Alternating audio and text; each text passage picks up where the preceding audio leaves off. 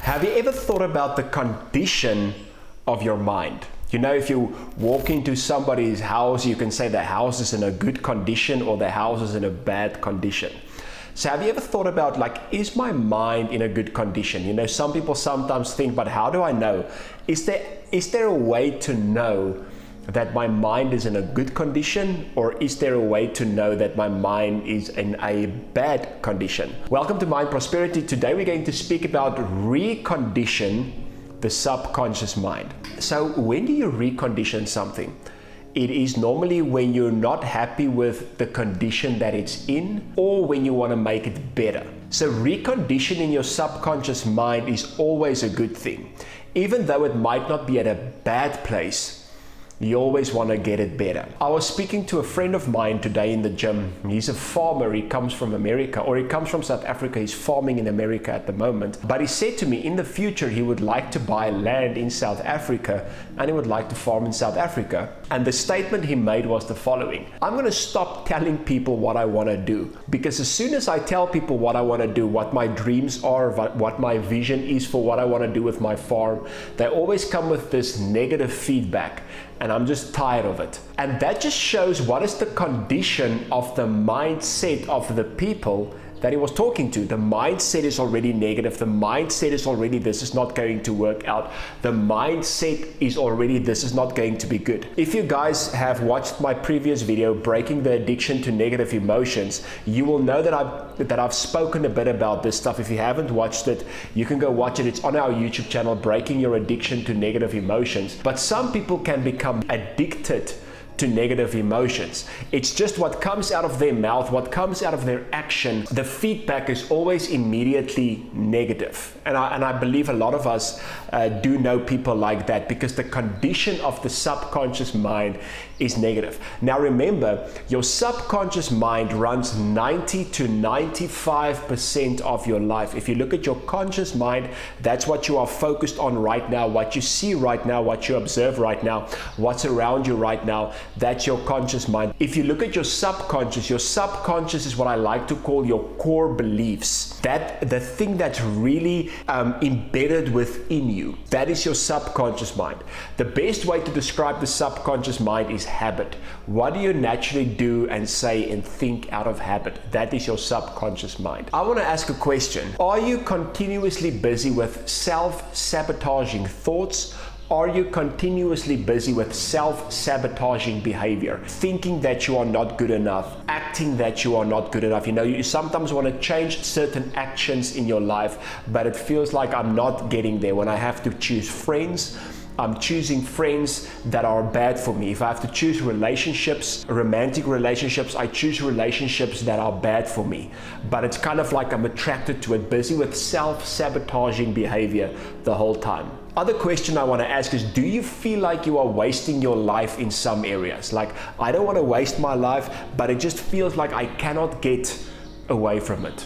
It's part of your subconscious mind. And you have to understand that your mind is extremely powerful. You think around 70,000 to 90,000 thoughts a day. And science has proven that 90% of the thoughts that you are thinking today, you have thought yesterday. Now, if you are thinking the whole time, just remember your mind is always going. Your subconscious mind is even going when you are asleep. Your mind is always going. The whole day long you are thinking. Science has proven that we cannot go 3 seconds without thinking. Now, here's my question. If you think the whole time, and if your subconscious mind runs 90 to 95% of your life, what is the condition of your thinking? Because the condition of your thinking will determine the condition of your life. What you put in your senses the whole time, what you put in your environment the whole time will shape your mind, and what's going on in your mind will eventually and ultimately shape your life. So I'm going to give you guys 4 points on how to recondition the subconscious mind. If you recondition the subconscious mind, you change your habit, you change your everyday life, and you change your future. Why do I say you change your future? Because actually you don't decide your future, you decide your habits, and your habits will decide your future. This is why it's so important to come to that place to say, I have to put in the work to recondition my subconscious mind. So I'm going to give you guys 4 points, but before I do that, we are so excited. On the 27th of February, we are doing a webinar on emotional intelligence in the workplace. The webinar will be 7 o'clock till 8 o'clock in the evening South African time, but anybody in the world can be part of this webinar. You can just check the time zones from where you are from, and you are welcome to join our webinar. If you want to know more about the webinar, or if you want me to send you a link to the webinar, please send me an email to albert@thlt.co.za, or you can go into the link. We have put the link to the webinar, so you can go click and you can go register. If you're struggling with that, just send me an email and we'll send you an invitation. Also, please please subscribe, leave us a comment, tell us what you think, tell us what your thoughts are, tell us what your questions are, and send this video to other people, because we do believe they will also benefit from that. And I hope we see all of you at the webinar on the 27th of February. Okay, 4 things to recondition the subconscious mind. Number 1, understand that the mind works in the present tense. If you think thoughts of things that happened in the past, your mind believes it's in the present. If you think future thoughts, your mind believes it's in the present. And because your mind believes it's in the present, your mind will then attract what you are thinking about the whole time. So if you think about the past the whole time, that means your future will look exactly like your past. Because your past behavior, because your past actions, because your past behaviors are in your thoughts the whole time, that means your life is going to continuously go in that direction. Now, what should we do? We should think thoughts about what we want, thoughts about who we believe we are, and thoughts about what we want to accomplish. But we shouldn't think those thoughts as if it's something that's going to happen in the future. We should think those thoughts as if we are that right now. So it's not one day I want to become this. Yes, to your conscious mind, it might be like that. It makes sense to your conscious mind. But remember, we want to change the subconscious now. We want to change that part of the mind that runs 90 to 95% of our lives. That part of the mind doesn't know past, doesn't know future, it only knows present. So we want to decide who we want to be one day, but in our mind we say, I am that, not I'm going to be that. That is the person who I am. For instance, if you feel like you are addicted to something, or if you are addicted to something, don't say I am an addict, but somewhere in the future I hope to be free. No, say I am free. Understanding my freedom will cause me to get rid of the addiction. You bring it into the present. If you want to achieve something in the future, in your mind it has to be as if you already have achieved it, because your mind thinks in the present. Number 2, the mind responds to pictures, or we can say imagination.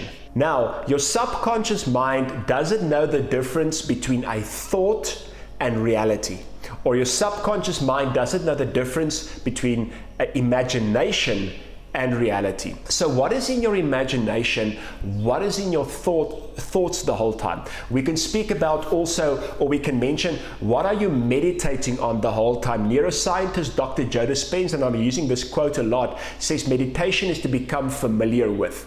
So if you close your eyes, if you imagine, if you think, if you become familiar with something, that is what meditation actually means. So let's go back to point number 1, bring it into the present. So if you imagine something, combining point 2 with point 1, if you imagine something, if you think about something, if you meditate on something, you have to believe that that is presently me. It's not something that I'm going to be in the future. It's not something that I want in the future. Yes, maybe for your physical body and maybe for your consciousness, it's something that you're going to have in the future. But for your subconscious, for your imagination, and for your thinking, it has to be something that I am right now. So what happens then? Your body will start to respond to the subconscious mind. So if your subconscious subconscious mind believes something, that means your body is naturally going to follow in that direction. Imagination is a very important thing, but unfortunately, most people use the imagination for the bad and not for the good.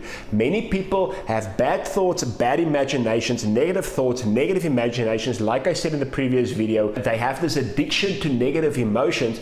They keep on using their imagination to create negative things. And this is something that has to change the subconscious. So you have to ask yourself the question, what thoughts am I thinking? What am I imagining that I have to stop, that I have to get rid of? Now, you think and you imagine the whole time. Like I said earlier, you think every 3 seconds. So you cannot just get rid of a thought, you have to replace a thought, meaning you have to recondition it. Think of it like furniture in your house. You cannot just get rid of the furniture because then there will be nothing to sit on. You have to replace it with new ones. Go think about the thoughts you want to think. Go meditate on the thoughts you want to think, who you want to become and who you want to achieve. If you keep on thinking like that, in your subconscious mind, it will become a habit. You will think it, you will believe it, and eventually you will create it. The third one, the words you say. The words you say has to be very specific. The words you say has to be very focused, and the words you say have to be combined with emotion and imagination.